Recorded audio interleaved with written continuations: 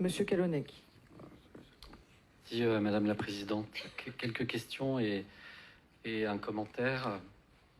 Manifestement, la facture de déchets explose parce que l'on continue dans cette interco à enfouir des déchets sans les trier, les recycler. Or, la TGAP est plus chère encore lorsque l'on enfouit et que l'on incinère. Or, aujourd'hui, les encombrants ne donnent lieu à aucun tri, aucun recyclage à GPSO.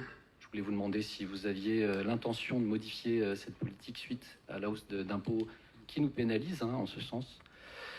La deuxième, c'est que je m'étonne qu'on ait une décision modificative si tard dans l'année portant sur un montant aussi considérable de hausse d'investissement. Je voulais demander de mémoire, j'ai l'impression que la hausse des immobilisations corporelles est plus du double de celle qui avait été inscrite en début d'année. Je voulais avoir un petit peu de détails là-dessus. Enfin, ce document laisse apparaître, je pense que chacun l'a remarqué, une cave brute de 69 millions d'euros, c'est-à-dire plus d'un tiers de notre section de fonctionnement, plus d'un tiers, qui couvre très largement l'ensemble de la section d'investissement. On n'a presque plus besoin d'emprunter pour investir dans cette ville. On paye cash des immobilisations corporelles dont on pourrait étaler le financement sur 10 ou 20 ans. Au vu de ces chiffres, je considère que la hausse d'impôts qu'on nous a fait voter à l'aveugle est tout à fait injustifiée. Je constate encore que cette Assemblée n'en a toujours pas discuté, alors que ce document montre très bien que nous aurions les marges de manœuvre pour revenir en arrière et réduire la hausse d'impôts que vous avez infligée à nos concitoyens. Malheureusement, ce débat est interdit. Et je tiens à signaler à cette Assemblée que maintenant, il est même interdit sur la place publique. Parce que Madame la Présidente a eu la bonne idée pour faire taire le collectif citoyen GPSO qui s'est offusqué de cette hausse de taxes, de traîner son responsable devant la justice en diffamation pour insultes, etc. et menaces. Ce qui est absolument faux. Je tiens à dire que M. Othman est l'homme le plus pacifique que je connaisse. Jamais il n'a incité à la haine et à la violence dans des réunions publiques qu'il a pu organiser. Je ne comprends pas, Madame la Présidente, pourquoi vous en êtes encore à ces petites manœuvres destinées à faire taire la démocratie, le débat démocratique dans cette intercommunalité. Alors, je rappelle que le public est tenu au silence. Merci.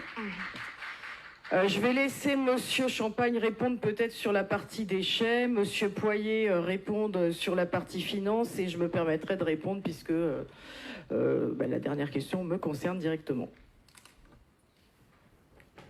Merci Madame le Président. Donc, dans tout ce que je viens d'entendre, j'ai entendu un truc ou deux qui sont vrais. C'est qu'en l'occurrence, la TGAP augmente, que effectivement c'est un enjeu pour nous, pour toutes les intercos et pour toutes les instances qui ont cette compétence déchets.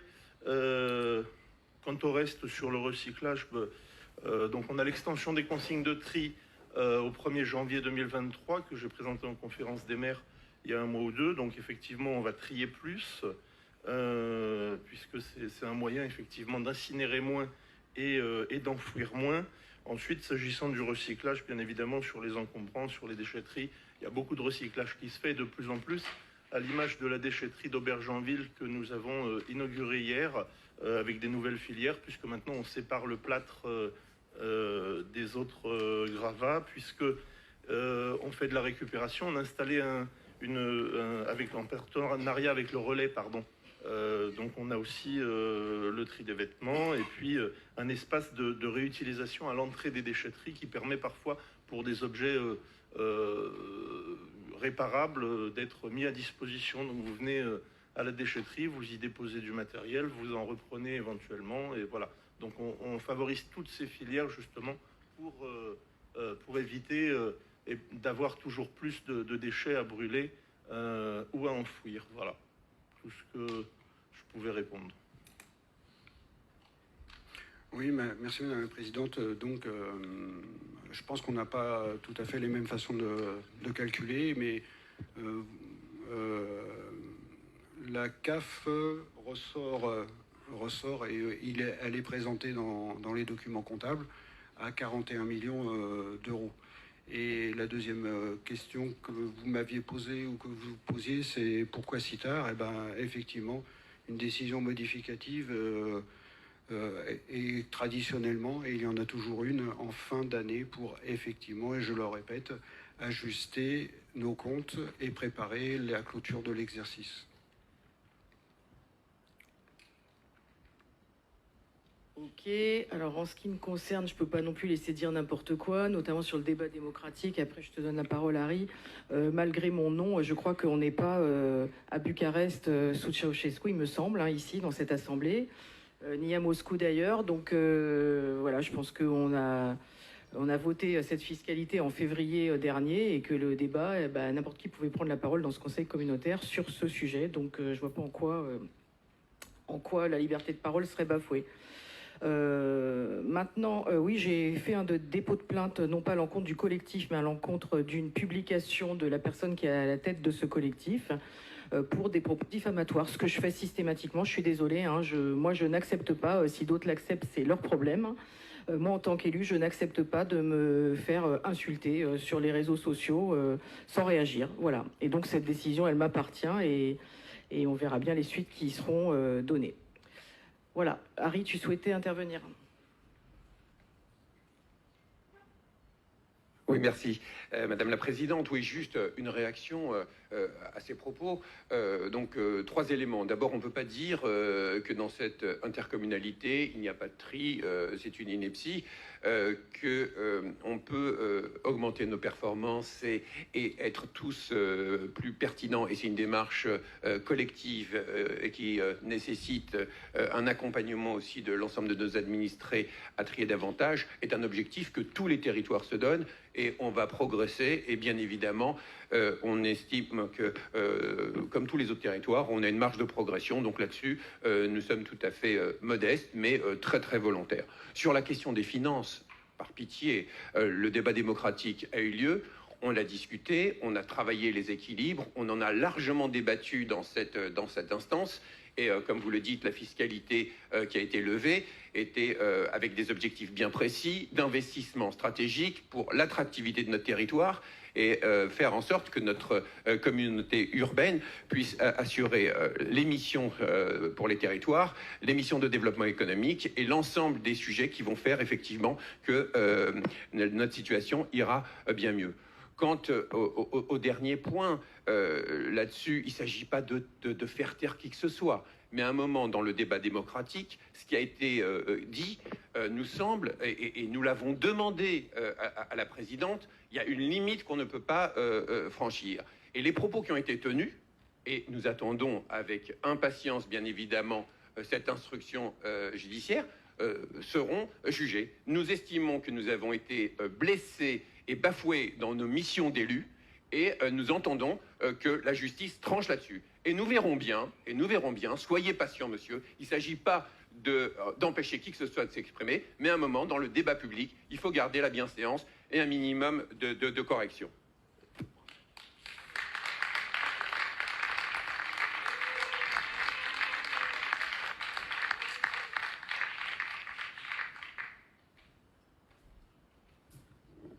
Monsieur Viret.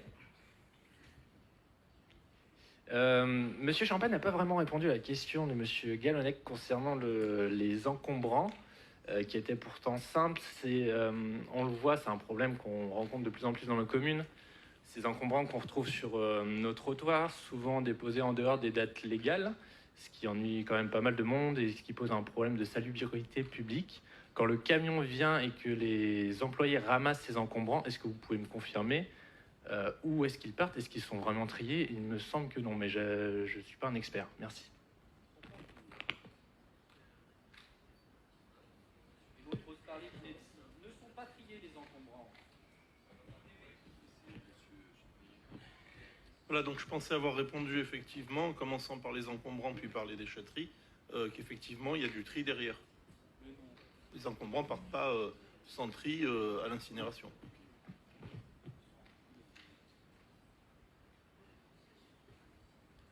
Monsieur Gallonec.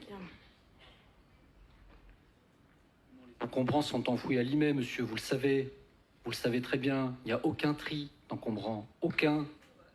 C'est la raison pour laquelle vous payez une TGAP formidablement onéreuse. Sauf que ça fait 10 ans que vous étiez prévenu qu'elle allait augmenter progressivement cette TGAP. Vous auriez pu mettre en place des politiques publiques. Quand j'entends madame me répondre sur les logements sociaux, oui, on discute avec les bailleurs. J'ai bien compris qu'elle n'avait mis absolument aucune procédure en place pour s'assurer que les bailleurs allaient rénover leur logement énergétique. Enfin, il y a un manque d'anticipation et de prévision dans cette collectivité qui est hallucinant. Il faut que le ciel vous tombe sur la tête, y compris une facture énergétique de plusieurs millions d'euros, pour que vous commenciez à réfléchir à la nécessité de faire de la sobriété énergétique, alors que cela fait 10 ans qu'on en parle, que la loi vous l'y assigne et que vous ne respectez même pas les termes de la loi. Même pas. Et vous osez me parler d'ineptie, etc. Mais monsieur, mais gardez vos leçons de morale pour vous, s'il vous plaît. Je parle à une assemblée d'incapables. Alors, les leçons de morale ici, je ne sais pas qui les donne, mais c'est pas nous. Il y a Jean-Marie.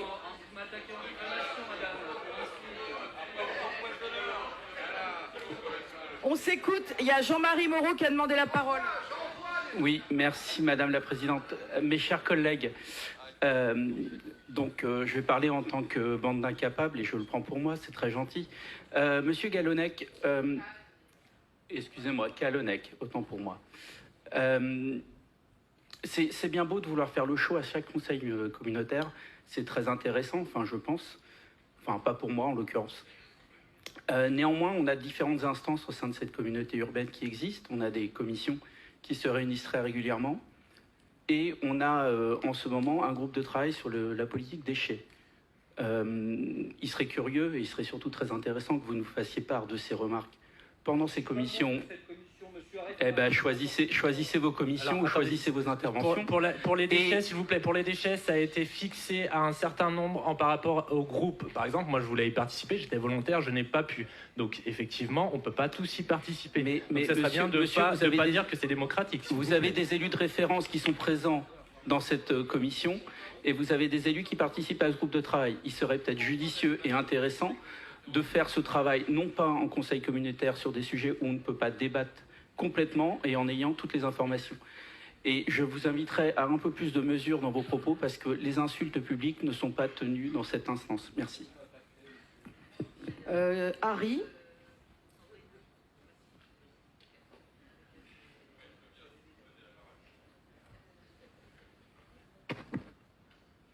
Merci, oui.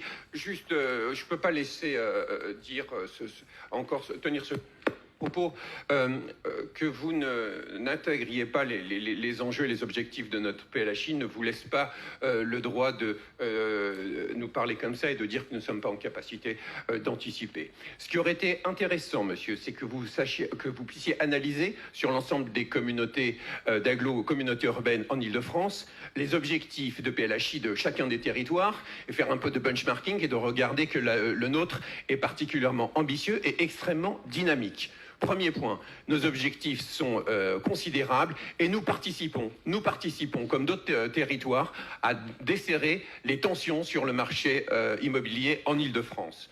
Sur la question de la performance énergétique, vous nous demandez si effectivement nous avons des engagements avec les bailleurs sociaux pour qu'ils puissent respecter les décrets. Mais bien évidemment, à la fois notre territoire, mais l'État, lorsque les bailleurs sociaux s'engagent à produire des logements sur le territoire, ils ne peuvent pas faire de levée de fonds si déjà ils ne sont pas dans une dynamique, une trajectoire pour mettre aux normes leur parc social. Quant à la question du PLHI, mais enfin, vous le savez bien, le PLHI, ce logement très social, on l'analyse. Et vous savez très bien que c'est une discussion très fine avec les territoires. On ne va pas les imposer. Nous sommes en permanence en train de le discuter parce que le PLHI c'est un segment qui est extrêmement spécifique et qui nécessite d'accompagner ces populations avec du service public. Et donc ça doit se discuter en totale liberté avec les maires, et c'est probablement un segment qui est difficile, mais qui est difficile pour tout le monde.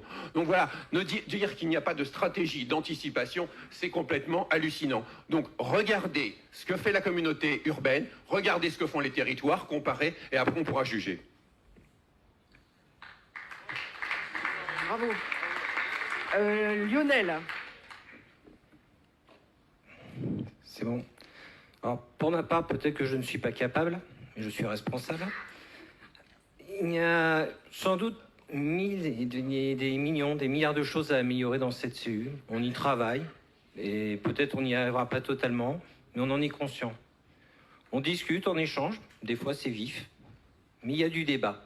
Il y a tellement de débats que, je vais vous faire un peu sourire, il y a un élu qui, en défendant peut-être un peu trop, de manière un peu trop vivace, la hausse des impôts, a fini par créer 10 votes contre. Vous voyez, la dernière fois, c'est vous dire s'il y a du débat. Alors vous me dites que vous n'avez pas de propos irresponsables. On m'a demandé de les citer. J'ai entendu citer les. Moi, quand j'entends dire la peau pêche coup, la peau pêche coup. Excusez-moi, mais moi je trouve ça un petit peu phallocrate, déjà d'une part, voire xénophobe. Et ça me gêne. Voilà. Alors, vous n'êtes pas obligé de dire Madame l'honorable présidente, hein, je pense que... Mais bon, dire Madame Popescu ou Cécile Zamit, c'est... Voilà. Quand je me retrouve, Monsieur Le Calonnec... Non mais c'est moi qui parle, c'est pas Madame... Vous n'avez pas la parole, Monsieur Calonnec, et la plainte porte absolument pas là-dessus. C'est moi qui parle, je ne suis pas Jean-Marc, et Madame Popescu n'est pas Jeff Panaclock, ok? Donc si vous parlez, vous me parlez à moi. Merci. Alors, ensuite...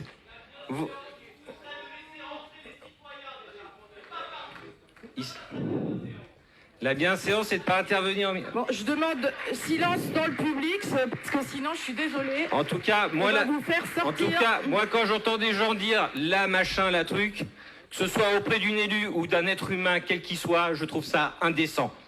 Ensuite, excusez-moi, mais quand je me retrouve avec le maire, alors je vais peut-être le prendre à partie, excuse-moi Benoît, le maire de Chappé, des maires de petits villages, et qu'on a des gens qui sont devant nous en train de nous dire vous vous en mettez plein les poches, monsieur.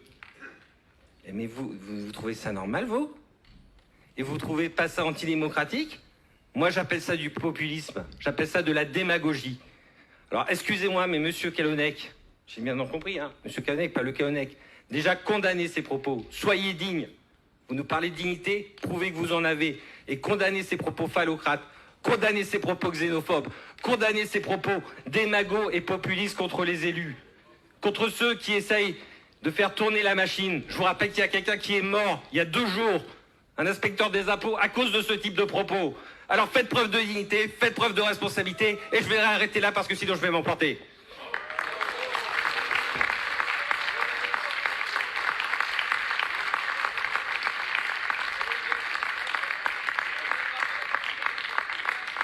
Bon, afin de poursuivre les débats de manière à... Vous n'avez pas la parole, monsieur. Monsieur, vous n'avez pas la parole.